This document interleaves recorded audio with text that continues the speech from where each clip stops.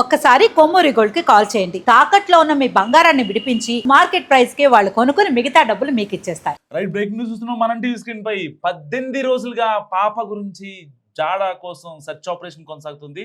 ఇలాంటి నేపథ్యంలో ఇప్పటికే విజయవాడ నుంచి డిఐజీ ఆఫీస్ నుంచి ఒక సపరేట్ టెక్నికల్ బృందం స్పాట్కి వెళ్ళింది. సో సిహెచ్ అగ్రహారంలో ఇప్పటి వరకు జరిగినటువంటి ఒక ఒక ట్రాన్స్పరెంట్ ఎంక్వైరీని పిన్ టు పిన్ మళ్ళీ క్రాస్ చెక్ చేశారు. సో దీనికి సంబంధించి వాళ్ళు చెప్పినటువంటి విషయం ఏంటంటే, జీడి పిక్కలు ఏదైతే అక్కడ ఏరుకునే వాళ్ళు ఉంటారో వాళ్ళు మాత్రమే కిడ్నాప్ చేసి ఉంటారనేది దీనికి సంబంధించిన అనుమానం. సో ఒక రకమైన బిగ్ ట్విస్ట్ చోటు చేసుకుంది చిన్నారి జ్ఞానేశ్వరి మిస్సింగ్ ఘటనలో. ఇన్నాళ్లుగా అడవిలోకి వెళ్ళింది, లేదంటే కొండ చిలువ ఇంకేదో చేసి ఉంటుంది, లేదంటే రీసెంట్గా ఒక పూజారి వెళ్ళి భూమిలో కలిసిపోయిందని చెప్పడం, లేదంటే కనుక అక్కడ బోరు బావిలో పడింది అని చెప్పడం, ఇలాంటి అభూత కల్పనలకు ఒక్కసారిగా బ్రేక్ పడిందని చెప్పాలి. విజయవాడ నుంచి వెళ్ళిన డిఐజీ టీం ఎవరైతే ఉన్నారో ఆ టెక్నికల్ టీం ఇంకా ఫారెన్సిక్ టీం ఇప్పటిదాకా ఈ కేసులో ఉన్న క్లూస్ని, ఆ పాప మిస్సింగ్ అయినటువంటి సీసీటీవీ ఫుటేజ్ కావచ్చు, అండ్ ఆ ఇన్సిడెంట్ జరిగిన తర్వాత, మిస్సింగ్ జరిగిన తర్వాత సరిగ్గా 2 గంటల తర్వాత ఏదైతే ఊర్లో వినాయకుడి గుడి దగ్గర ఆ కుక్క అదృశ్యం అవడం. సో ఇవన్నీ కూడా మొత్తం వాళ్ళు అంటే డాట్స్ కనెక్ట్ చేసుకొని ఒక రకమైన అంటే ఒక ట్రాన్స్పరెంట్ ఎంక్వైరీ చేసినటువంటి తీరు, ఇటు అటవీ శాఖ కావచ్చు, ఇటు పోలీసులు కావచ్చు, ఇటు NDRF, SDRF, local revenue department అందరి దగ్గర నుంచి ఒక ప్రాపర్ రిపోర్ట్ తీసుకొని వెళ్ళింది. సో దీనికి సంబంధించి ఎట్టి పరిస్థితుల్లో ఇక్కడ పాప అడవిలోకి వెళ్ళింది అనడానికి ఛాన్స్ లేదు అని చెప్పి వాళ్ళు చాలా కరాఖండిగా చెప్తున్న పరిస్థితి.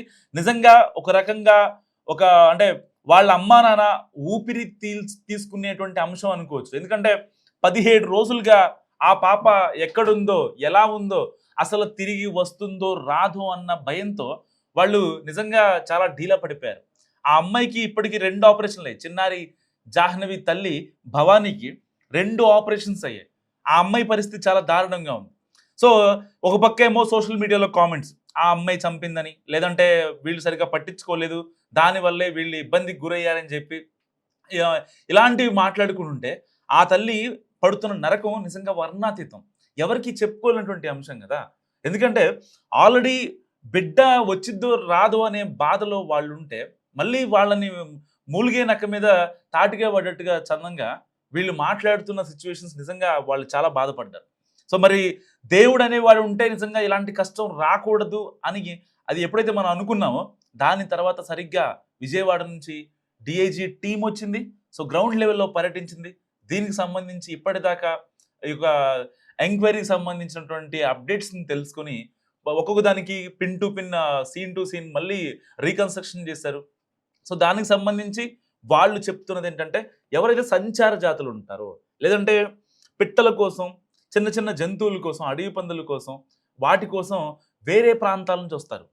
పోలవరం కావచ్చు, ఆ చుట్టుపక్కల పల్లెలు కావచ్చు, లేదంటే కనుక పిఠాపురం అయితే డిప్యూటీ సీఎం పవన్ కళ్యాణ్ ప్రాతినిధ్యం వహిస్తున్నటువంటి పిఠాపురంలో ఈ యొక్క సంచార జాతుల వాళ్ళు ఈ యొక్క అడవుల్లో, తుని అడవుల్లోకే వస్తారు. ఎందుకంటే ఇది ఒక పెద్ద చెట్టు అడవి.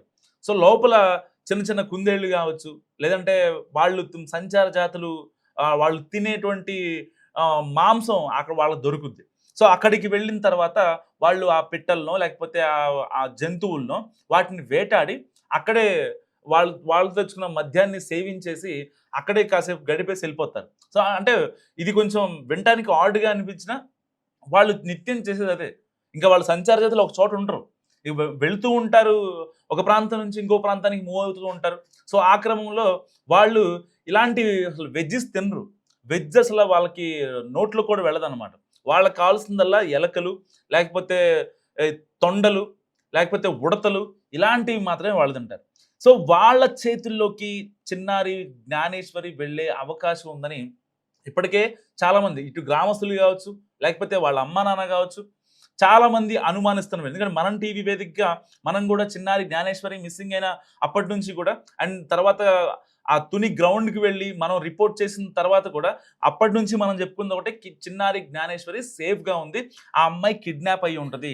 సో ఎవరు కూడా అంటే తెలియని వాళ్ళు, లేకపోతే అది ఊళ్ళో వాళ్ళ, లేకపోతే సంచార జాతులు అని చెప్పి మాట్లాడుకున్నాం. కానీ ఇప్పుడు విజయవాడ నుంచి వచ్చిన డిఐజీ టీం చెప్తుంది మాత్రం ఒకటే, సంచార జాతులు తీసుకువెళ్ళే అవకాశం ఉందని వాళ్ళు చాలా కరాఖండిగా చెప్తున్న నేపథ్యం. సో ఇప్పటిదాకా ఆ పాప అడవిలోకి వెళ్ళిందనో, లేదంటే ఇంకెవరో అంటే గొడవ ఉన్న వాళ్ళు అపహరించారనో, లేదు ఇంకాస్త ముందుకెళ్ళి ఆ పక్కనే ఉన్న చెరువులో పడిపోయిందనో, అసలు చెరువులో పట్టానికో, లేకపోతే అక్కడ ఉన్న బోరుబావిలో పట్టానికో, లేదంటే అడవిలోకి వెళ్ళటానికో, కొండ చెరువు బారిన పట్టానికో, అసలు అది అంత పెద్ద అంటే కారడవి కాదు, జస్ట్ చిట్టడవి.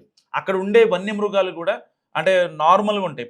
అడవి పందులు కావచ్చు, జింకలు, దుప్పులు, ఇవి మాత్రమే ఉంటాయి. అక్కడ 40 ఏళ్లలో అటవీ శాఖలో పనిచేసినటువంటి ఉన్నతాధికారులు ఎవరైతే ఉంటారో వాళ్ళందరూ ఒకటే మాట చెప్తున్నారు. ఆ దాంట్లో ఈ 40 ఏళ్ళలో మేము సర్వీస్ పరంగా ఉన్నాం. ఒక వన్యమృగం వచ్చి ఒక మనిషిని ఇబ్బంది పెట్టి చంపేసిందో, లేకపోతే ఒక పశువుల కాపరినో, ఒక గొర్రెనో, మేకనో ఇలాంటి సినారియోస్ ఎక్కడా కూడా జరగలేదట. అంటే అర్థం ఏంటి? ఆ పాప అడవిలోకి వెళ్ళలేదు. ఒకవేళ అసలు ఈ 40 ఏళ్ల ట్రాక్ రికార్డు పక్కన పెట్టేద్దాం. ఒకవేళ ఆ పాప గనక తనంతటకు తానే ఆ ఫెన్సింగ్‌ని దాటి, ఆ పామాయిల్ తోటని దాటి, జీడిపిక్కల తోటని దాటి ఇంకాస్త ముందుకెళ్ళింది అనుకున్నాం.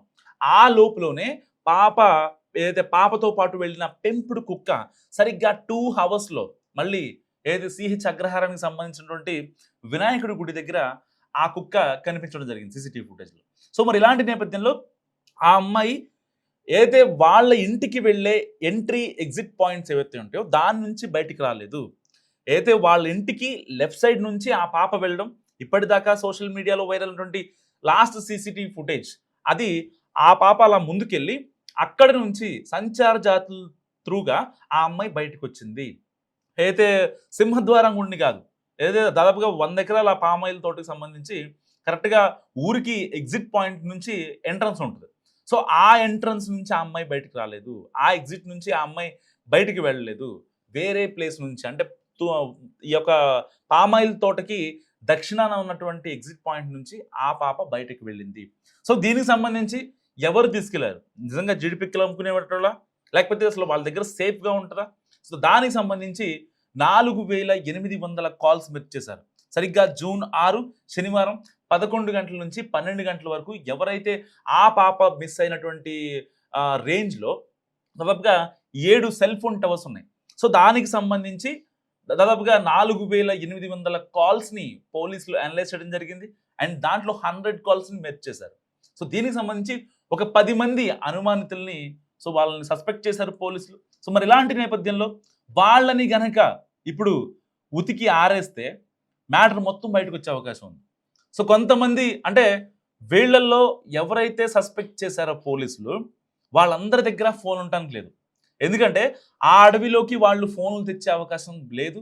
అండ్ మరి కొంతమంది ఊళ్ళో ఉన్నటువంటి, ఎందుకంటే చిన్నారి జ్ఞానేశ్వరి వాళ్ళ అమ్మ నాన్నకి అంటే వాళ్ళు ఒక 24 ఏళ్ల నుంచి అదే పామాయిల్ తోటలో ఉంటున్నారు. సో ఊళ్ళో వాళ్ళతో పెద్దగా కమ్యూనికేషన్ ఉండదు. ఈవెన్ పిల్లలు ఆడుకోవడానికైనా, లేకపోతే ఎవరో వచ్చి మాట్లాడటానికైనా, వాళ్ళ పామాయిల్ తోట ఓనర్కి సంబంధించిన వ్యవహారాలు ఏమన్నా తోటలో ఉంటే పామాయిల్ కాయలు కోయటమో, లేకపోతే తోట దుక్కు దున్నేయటమో ఇలాంటివి ఉంటే వస్తారు తప్ప, లేకపోతే అసలు రానే రారు. అండ్ వీళ్ళకి కూడా కమ్యూనికేషన్ కట్. కానీ ఒక కారు విషయంలో ఒక గొడవ జరిగింది. సో ఆ గొడవ జరిగి అండ్ దాని తర్వాత వాళ్ళు ఎక్స్ట్రీమ్ అయిపోయి దానికి సంబంధించి వాళ్ళు ఒక రెక్కి నిర్వహించి వీళ్ళ ఇంటికి వచ్చి వీళ్ళని చంపేద్దాం అన్నట్టుగా వీళ్ళని బెదిరించి వెళ్ళిపోయారు తప్ప, సో పాపని అపహరించే మాడ్యూల్ అయితే నిజంగా అక్కడ లేదని ఈవెన్ పోలీసులు కూడా చెప్తున్న పరిస్థితి. ఎందుకంటే చిన్నారి వాళ్ళ మమ్మీ భవానీ చెప్పిన తర్వాత ఇది ఒక పెద్ద క్లూగా మారింది. కానీ దాని తర్వాత ఒక రకంగా కుక్కే ప్రధానమైన క్లూగా మనం చూసుకున్నాం. దాని తర్వాత కుక్క చనిపోవడం అండ్ కుక్క పోస్ట్ మార్టం ఇంకా రాకపోవడం. సో ఒకవేళ కుక్క కనుక ఏదైనా మందు పెట్టి చంపి ఉంటే మాత్రం అది నిజంగా ఈ యొక్క జీడిపిక్కలు అమ్ముకునే వాళ్ళు కావచ్చు, లేదంటే సంచార జాతులు కావచ్చు, వీళ్ళు అయ్యే అవకాశం 100% ఉంది. ఎందుకంటే అక్కడ ఆల్రెడీ ఆల్మోస్ట్ ఆ 100 ఎకరాల పామాయిల్ తోట ఇచ్చేశారు. అండ్ పక్కన ఉన్నటువంటి 500 ఎకరాల అడవిని జల్లెడబట్టారు. ఎలాంటి ఒక్క క్లూ కూడా దొరకలేదు. సో మరి ఇలాంటి నేపథ్యంలో ఇప్పుడు పోలీసులు ప్లాన్ బి అమలు చేస్తున్నారు గత 4-5 రోజుల నుంచి. మరి ఇప్పుడు డిఐజీ టీం ఏమో లేదు, వీళ్ళ యొక్క ఇచ్చిన ఎంక్వైరీని లేకపోతే వాళ్ళు ఇచ్చిన కాల్స్ని కావచ్చు, సీసీటీవీ ఫుటేజ్ కావచ్చు, వీళ్ళ స్టేట్మెంట్స్ కావచ్చు, లేకపోతే ఊళ్ళో గ్రామస్తులతో ఎవరైతే ప్రత్యక్ష సాక్షి చెప్పినటువంటి ఆ మాడ్యూల్ని మొత్తం చూసిన తర్వాత ఇది కేవలం సంచార జాతుల పని. ఎందుకంటే ఎవిడెన్సెస్ అసలు లేవు. అసలు అంటే 1% కూడా ప్రాపర్ ఎవిడెన్స్ ఈ కేసులో ఎలాంటిది కూడా లేదు. అంటే ఒక రకంగా అంతా దేవుడిపైనే భారం వేశారు. ఇటు కుక్క పోస్ట్ మార్టం విషయానికి వస్తే కూడా ఆ కుక్క పోస్ట్ మార్టం వచ్చిన తర్వాత ఒకవేళ ఏదైనా మందు పెట్టారా లేకపోతే ఇంకేమైనా చేశారా అనే విషయాలు తెలియాలి. కానీ ఈ విషయంలో చిన్నారి మిస్సింగ్ అయ్యి ఆ అమ్మాయి లోపలికి వెళ్ళి అడవి లోపలికి వెళ్ళిందా లేకపోతే బయటకు వచ్చిందా అనేది లేదు. కానీ మనం కొద్ది రోజులుగా మాట్లాడుకుంటుంది ఏంటి, కొన్ని డాట్స్ కనెక్ట్ చేస్తుంది. ఎందుకంటే ఒక 2.5 years అమ్మాయి, చిన్నారి, అమ్మాయి అయినా అబ్బాయి అయినా, సో ఆ 2.5 ఏళ్ల చిన్నారి ఎవరైతే ఉంటారో అసలు అంత దూరం వెళ్ళే అవకాశం ఉండదు. ఎందుకంటే ఆ అమ్మాయి కేవలం వాళ్ళ ఇంటికి సరౌండింగ్స్లో మహా అయితే ఒక 20 meters రేడియస్లో మాత్రమే ఆ అమ్మాయి ఆడుకునే అవకాశం ఉంటుంది. ఈవెన్ వాళ్ళ అమ్మ కూడా అదే చెప్పింది మనం టీవీ టీం అడిగినప్పుడు. సో మరి ఇలాంటి నేపథ్యంలో ఆ అమ్మాయి ఒక్కటే వెళ్ళే అవకాశం లేదు. సో ఒకవేళ ఎవరన్నా తెలిసిన వాళ్ళు చాక్లెటో బిస్కెటో ఆఫర్ చేస్తే అలా వెళ్ళే అవకాశం ఉంటుందేమో, కానీ ఆ అమ్మాయి ఒక్కటే వెళ్ళిపోయే అంత అవకాశం లేదు. ఎందుకంటే అక్కడ ప్రత్యక్ష సాక్షి వాళ్ళ అమ్మకి వాళ్ళ నాన్నకి చెప్పింది ఏంటంటే మీ పాప మీ ఇంట్లో ఉందా ఒకసారి క్రాస్ చెక్ చేసుకోండి సో అని చెప్పారు. అండ్ దాని తర్వాత అతను అక్కడ నుంచి స్పాట్ నుంచి వెళ్ళిపోవడం, అండ్ అతను వెళ్ళిపోయిన తర్వాత కుక్క కూడా వెళ్ళిపోవడం. ఏదైతే మీరు చూస్తున్నారో మనం టీవీ స్క్రీన్ పైన ఒక బండి వెనకాల ఆ కుక్క కూడా వెళ్తూ ఉంటుంది. సో ఆ వేలోనే కుక్క వచ్చి ఈ యొక్క సిహెచ్ అగ్రహారం సంబంధించి ఆ గ్రామం దగ్గర ఉన్నటువంటి నడి బొడ్డున ఒక వినాయకుడి గుడి ఉంటుంది. ఆ వినాయకుడి గుడి దగ్గర ఆ కుక్క మళ్ళీ కనిపించడం జరిగింది. సో మరి అంటే ఇన్ని డాట్స్ మనం కనెక్ట్ చేసుకుంటే ఎక్కడ కూడా పాప అసలు ఇక లేదో ఇక రాదో అనే భావన నిజంగా ఎవరికి కలగదు ఎంటైర్ అంటే ఈ స్టోరీ విన్న వాళ్ళకి. సో మరి పాప కిడ్నాప్ జరిగింది కానీ పాప సేఫ్గా ఉంది. ఒకవేళ సంచార జాతులు ఏంటంటే వాళ్ళకి ఎవరన్నా పిల్లలు లేకపోతేనో బాగుంది కదా పెంచుకుందాం, మనతో పాటు తీసుకెళ్ళిపోదాం అనే భావనలో ఉంటారు.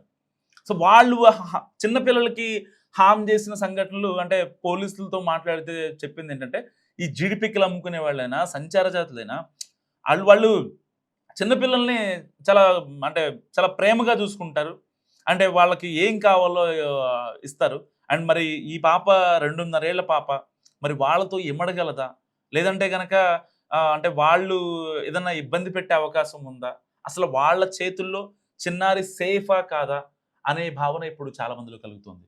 మరి డిఐజీ ఇన్ఫర్మేషన్ ప్రకారం సో ఈ పాప చిన్నారి ఎవరైతే ఉందో ఈ అమ్మాయి ఇటు జీడిపిక్కలు అమ్ముకునే వాళ్ళ లేకపోతే ఇటు సంచార చేతుల్లోకి వెళ్ళిందా అనే విషయం మరి కాసేపట్లో తేలాల్సి ఉంది. అండ్ దీనికి సంబంధించి తాజా సీసీటీవీ ఫుటేజ్ ప్రకారం సో పాప ఎక్కువ దూరం వెళ్ళలేదు, అడవిలోకి అసలు వెళ్ళలేదు అనేది చాలా క్రిస్టల్ క్లియర్గా మనకు అర్థమవుతున్న విషయం. మరి ఇలాంటి నేపథ్యంలో పాప ఎక్కడుంది, ఏమైపోయిందని మీరు అనుకుంటున్నారు మస్ట్ కామెంట్ చేయండి.